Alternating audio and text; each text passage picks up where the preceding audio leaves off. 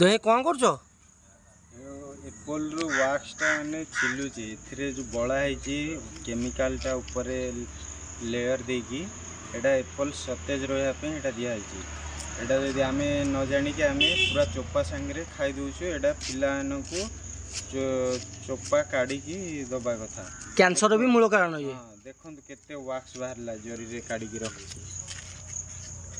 सत्य